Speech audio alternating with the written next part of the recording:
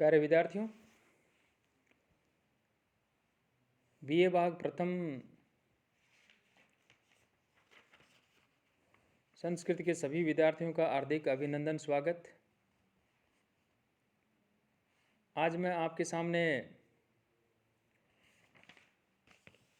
स्वपन वासवदत्तम जो नाटक है उसकी जो नायिका है, जो वासवदत्ता है,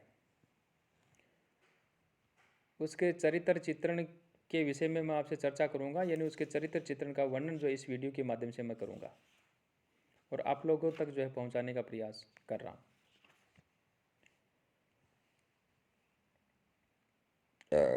वासवदत्ता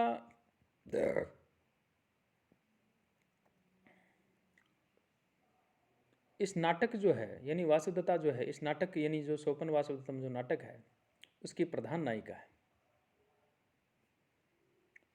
बीच में मैं कोई भूमिका नहीं बांधूंगा, क्योंकि थोड़ा सा वर्णन इसका बड़ा है, इसलिए डायरेक्ट मैं बिंदु के ऊपर आता हूँ। तो हम ये कह सकते हैं कि वासुदत्ता जो है वह ज्येष्ठा नायिका है। यानी इस नाटक के अंदर दो नायिकाएं होती हैं, एक कनिष्ठ होती है, एक ज्येष्ठ होती है। कनिष्ठ जो है पद्मावती है और ज्येष्ठ जो है वासुदत्ता है। उच्च कुलोत्पन्न है, प्रद्योत की पुत्री है, उसमें तमाम क्षत्रियत्व के सारे गुण विद्यमान हैं। नाटक का नायक उदयन उसके गुणों पर अनुरक्त है तथा रूप माधुर्य पर आसक्त है। वह वासुदत्ता की मृत्यु भी सुनकर जो है अंततः किसी प्रकार जो है वह बुला नहीं पाता है। तो इस प्रकार से जो वासुदत्ता है उसके विषय में दूसरा बिंदु आया अनिंदे सुंदरी। वासुदत्ता अनिंदे सुंदरी है, इसी कारण तो उदयन वीणा सिखाते समय जो है उस पर मोहित हो जाता है तथा उसके माता पिता की जो है बिना अनुमति के वह उसको भगा करके लाता है। उदयन उसकी नायिका कोमलता का वर्णन करता हुआ कहता है, अस्य स्निग्धस्य वर्णस्य विपत्ति दारुणम कथम। राजा जब वीणा को देखता है, घोषवती वीणा जो होती है उसको देखता है, तो घोषवती के मिलने पर वीणा सिखाते समय का जो दृश्य है वो ध्यान करते हुए वासुदत्ता की मुस्कुराहट का स्मरण करता है। अतः इस प्रकार से प्रतीत होता है कि वासुदत्ता की जो स्मित अवस्था है वह बड़ी मनोहर थी, और सबसे बड़ा सुंदरता का प्रमाण यह है कि वासुदत्ता को किसी दशा में भी भुला नहीं पाता है। कर्तव्य पालिका। वासुदत्ता के चरित्र की सबसे बड़ी विशेषता है कि उसके द्वारा किया गया कर्तव्य पालन वह योगेंद्रायण द्वारा सौंपे गए गुप्त वेश धारण रूप कार्य को जो है अति विषम परिस्थितियों में रहकर भी वह पूरा करती है। पति वियोग सहती है पर कार्य का परित्याग नहीं। सपत्नी को आंखों के समक्ष देखती ही नहीं, अपितु उसके साथ में रहती भी है, फिर भी वह प्रतिरोध नहीं करती। भाग्य के द्वारा अनेक प्रकार की प्रताड़ना देने पर भी वह जो है मुख से एक शब्द भी जो है वह नहीं कहती। अपूर्व प्रेमिका। प्यारे मित्रों, साहित्य में शायद ही कोई ऐसी नायिका हो जो वासुदत्ता के त्यागी प्रेम की समता कर सके। वैसे यदि देखा जाए तो त्याग ही प्रेम की कसौटी है, परंतु वासुदत्ता का त्याग अनूठा है। उदयन का प्रेम आसक्ति प्रधान है तथा वासुदत्ता का त्याग जो है वह अनूठा है, और उदयन के प्रति आसक्ति जो प्रधान है वह वासुदत्ता का प्रेम त्याग प्रधान है। यदि उदयन वासुदत्ता के प्रेम में मदमस्त होकर राजा की उपेक्षा कर देता है, वासुदत्ता के प्रेम में मदमस्त होकर राज्य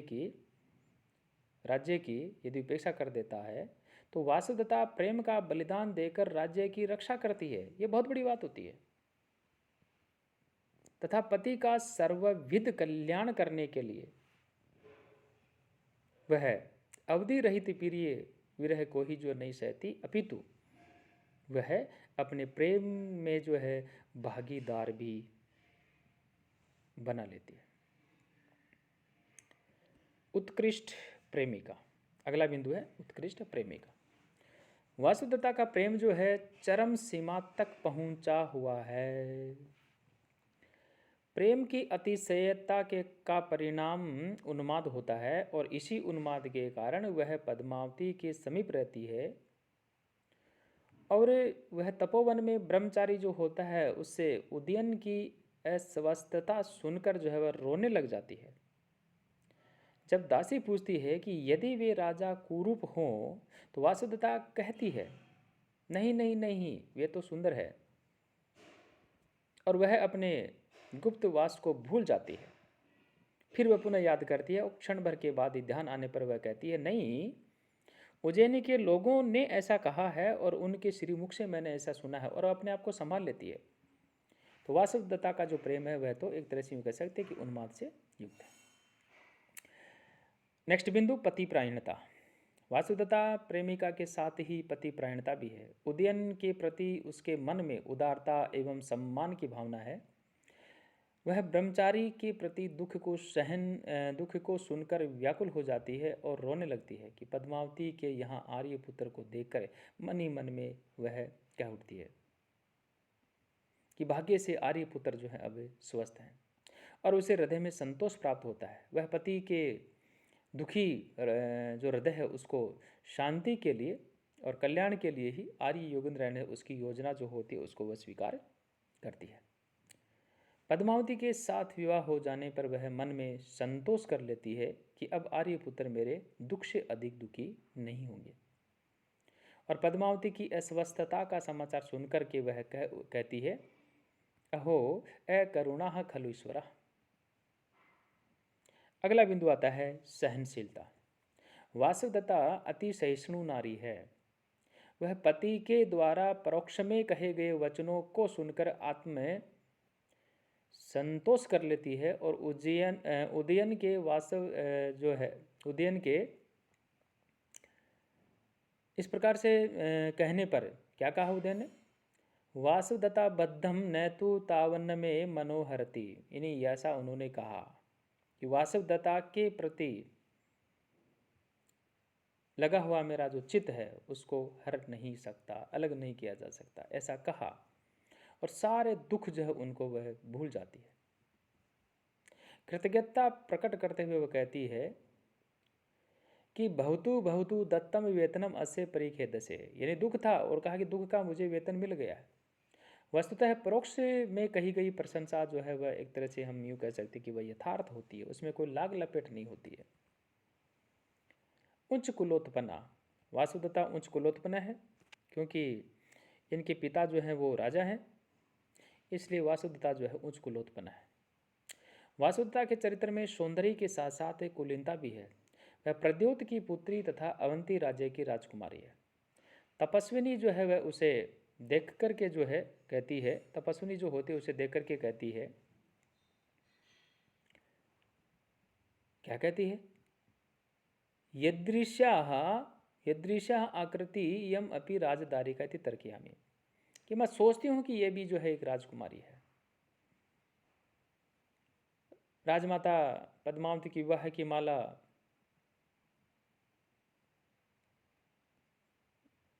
गूंथने के लिए उनको कहा जाता है, तो पद्मावती की विवाह की माला गूंथने के लिए वासुदेवता को ही जो उपयुक्त पात्र समझती है, क्योंकि वह महाकुल प्रसूता स्निग्धा तथा निपुण है और अपने कुल के अनुरूप ही उसमें संवेदनशीलता जो है वह विद्यमान रहती है। और वह तपोवन में जो है उत्सारणा देख कर के कह उठती है, आर्ये तथा परिश्रम परिखेदम न उत्पादयति यथायम परिभव है। सच्चरित्रा। अगला बिंदु, वासुदेवता चरित्रवान नारी है। वह पति वियोगिनी है, अतः परपुरुष का दर्शन नहीं करती, बहुत बड़ी बात है। पद्मावती उसे धरोहर के रूप में ग्रहण करती है और कहती है परपुरुष दर्शनम परिहरति आर्या। इस प्रकार से पंचम अंक में समुद्र ग्रह में वासुदेवता के स्पर्श से उदयन की नींद खुल जाती है। कुछ समय उनिंदी अवस्था में उसने जो वासुदेवता का चेहरा देखा वह सच्चरिता का प्रतीक था। और इस प्रकार से स्वप्न के अंत में जब राजा जग जाता है तो अपने आँखों से पूछे हुए काजल वाली अपनी चरित्र की रक्षा करती हुई राजा उदय ने कहा, चरित्रम अपि रक्षन्त्या दृष्टम दीर्घम अलकम मुखम। यानी अपने चरित्र की रक्षा करती हुई लंबे खुले हुए बालों वाली और मुख वाली वासुदत्ता को मैंने देखा। सरल हृदया वासुदत्ता कुलीनता, सच्चरित्रता तथा शालीनता के साथ साथ ही स्थिति के अनुरूप स्वभाव से कोमल तथा सहृदय है और पद्मावती को राजपुत्री जानकर ही वह बहन का सा जो है अनुभव करती है। बुद्धिमती है, अगला बिंदु बुद्धिमती है। वासुदत्ता में प्रत्युत्पन्न जो भाव होता है, प्रत्युत्पन्न मतित्व जो भाव है, उस कार्य को समझने का विवेक है और वह इसी विवेक बुद्धि से योगेंद्रायण की योजना जो है उसमें सफल सहयोग देती है। वह उदयन के प्रति प्रेमातिशय से भावावेश में परिस्थिति प्रतिकूल वचन कह जाती है, परंतु बुद्धि से दूसरे ही क्षण वह अपनी जो वाक चातुर्य जो होती है, वाक चतुरता जो होती है, उससे कथ्य को वह संभाल लेती है और कहते कि आर्यपुत्र पक्षपातन अतिक्रांत समुद्रचार है। इस प्रकार से अनुभव करके वह प्रसंगा अनुरूप कोई न कोई समाधानात्मक जो है वह उसका उत्तर भी पुनः देती है। इस प्रकार से जो है हम कह सकते हैं कि वासुदत्ता स्नेही स्वभाव वाली है, सच्चरित्र है, सरल हृदय वाली है, प्रौढ़ नायिका है और उसकी चारित्रिक जो उदारता है उसकी क्षमता सारे साहित्य में नहीं, अपितु हम यूँ कह सकते हैं कि कवि ने यहाँ जो नायिका का जो चरित्र चित्रण किया है उसे की कसौटी के ऊपर जो है ये खरी उतरती है। तो इस प्रकार से ये नायिका का यदि चरित्र चित्रण परीक्षा में आता तो आपको इसको पूरा करना है। सभी विद्यार्थियों से मेरा निवेदन है कि आप जो भी ये वीडियो देखते हैं उसके बाद में अपना जो चैनल है उसको आप सब्सक्राइब करें। Thank you.